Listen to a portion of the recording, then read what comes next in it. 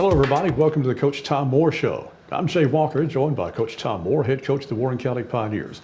Well, Coach, tough Smyrna team. We knew what they were going to have, and they certainly showed why they were ranked in the top 10, and came down here and gave us kind of a whooping, 48-0. And of course, things went from bad to worse with Isaiah going down late in the first half.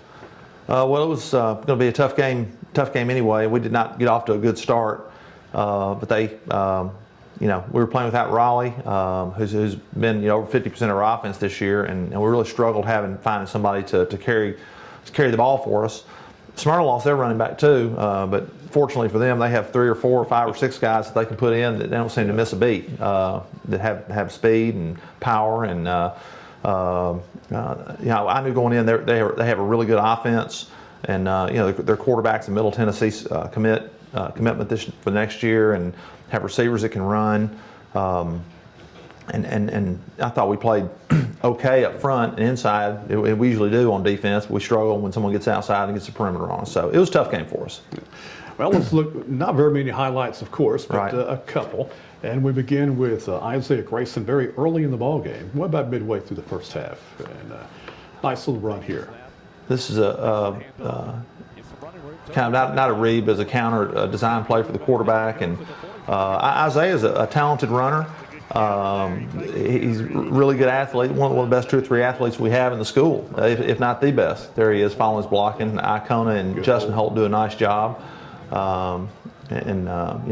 Broke a couple of tackles and advanced the ball for us. But we can't run Isaiah all the time. And we're not blessed with backup quarterbacks can do the things Isaiah can do, and we're going to struggle if he's not in, and struggle sometimes if he is in. So it's not really an option for us to run him a lot. That's another little counterplay we ran a little bit different. We had Mitchell Stembridge pulling too, and Isaiah's he'd be a good tailback, but then who's to play quarterback? So it's a challenge for us right now, finding somebody to really take Raleigh's place in our offense. Yeah. Didn't have very many first downs, maybe 2, maybe 3 first downs in that game. So very frustrating. Here's an interception. Good defensive play by Jacob Rabideau. Yep. This is late in the second quarter, I think, and Rabideau is playing overlap coverage, playing the third, and it's a nice block by Hawkins, I believe. Pays the price. Sure does. That quarterback looks like he can play linebacker. That's the perfect tackle. It was. Teach it. It was. That's exactly right. It's one of the best tackles I've seen. So he overthrew the ball, and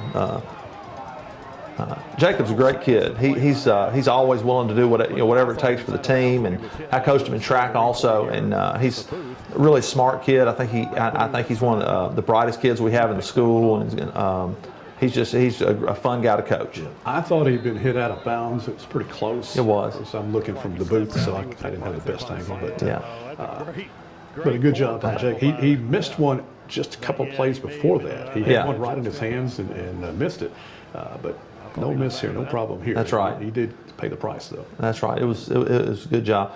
We're teams that have speed. Our second and third level players, we have. It's just we just don't have a lot of speed so we have to be in the right place all the time. When we play a team that has this kind of speed, and or people are going to make big plays on us. Okay, here's the injury to Isaiah Grayson. Right. We had a bubble screen called outside, and didn't do a great job blocking. And Isaiah has got to learn, particularly with some of these teams we play, just to get rid of the ball and and not take the hit. And he's a competitor, and he can make things happen sometimes, scrambling. But it's against Smyrna, I'm not sure that was a good idea, and I've got to do a better job of coaching him up on that. Scary moment there because he wasn't moving, and the replay, I thought his knee had come down kind of funny. I thought it was a knee problem, but I don't know if he took a knee to the helmet or a helmet to the helmet. I think it's what these next guys came in and maybe knocked the wind out of him or stunned him. Yeah. I mean, that looks like a spearing something to me when he's down. I think he got stunned. We thought it might have been a concussion at first, but he was asymptomatic on the sideline. We had him checked out. We decided not to put him back in. I think if I think if they would have gone through concussion protocol, maybe he could have gone back in if it was going to be a difference in winning and losing. But I think it was the right decision not to put him back in. Yeah, but he'll be back for Riverdale, right? He's been cleared.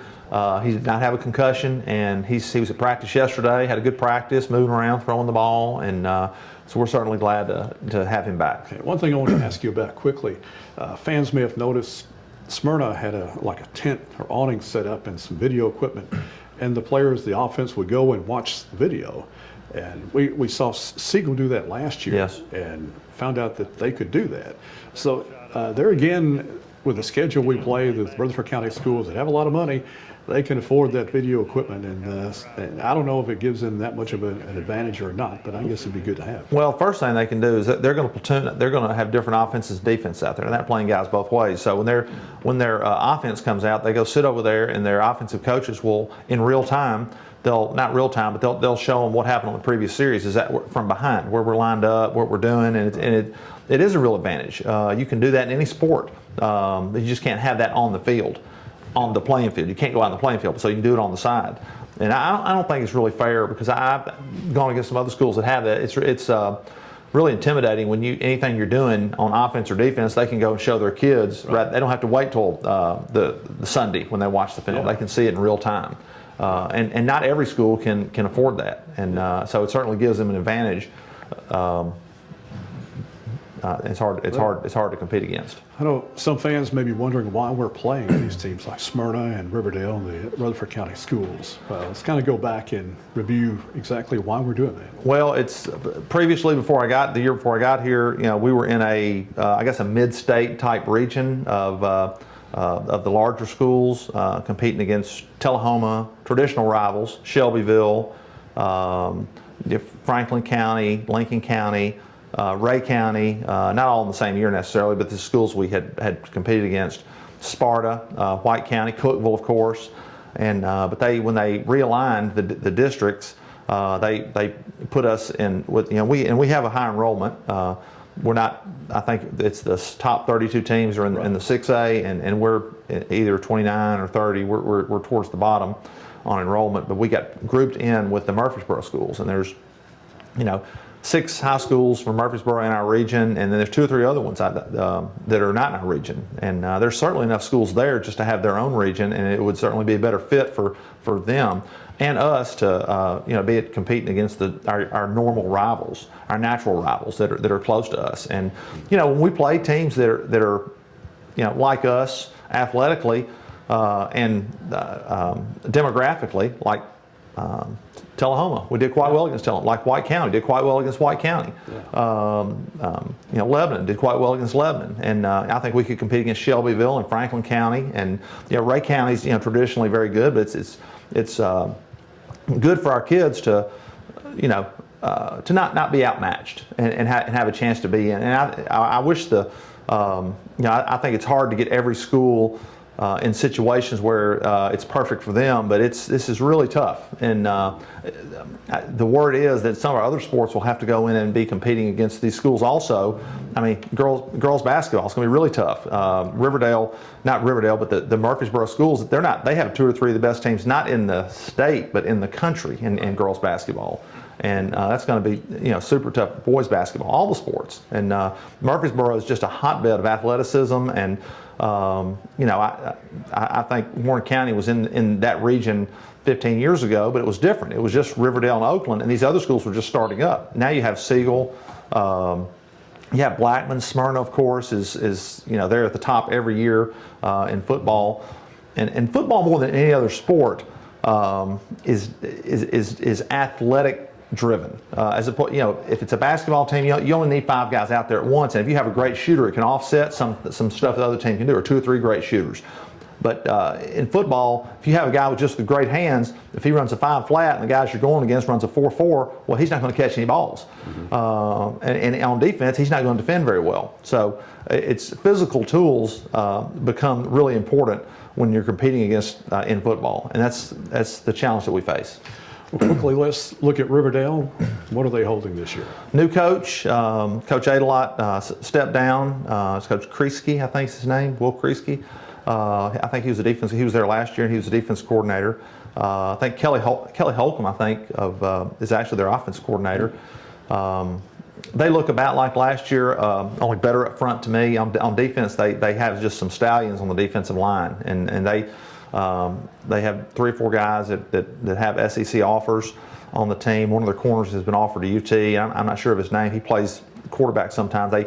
On offense, they have great players on offense. I don't know if they throw the ball as well as Smyrna threw the ball and does every week. They don't have a natural passer at quarterback. Their quarterbacks seem to be more of runners. They will try to throw the ball, but it's not like they're as crisp as some of the other teams are. Not that it's a weakness, but it's just that they don't look really great in the throwing game. Up front they look really good. All right, it is homecoming Friday night. Hope all the fans will come out, pack Nunley Stadium for all the homecoming festivities and get behind the Pioneers. That's going to do it for today's show. Our thanks to Coach Tom Moore, and we thank you for watching. We'll see you next week on the Tom Moore Show.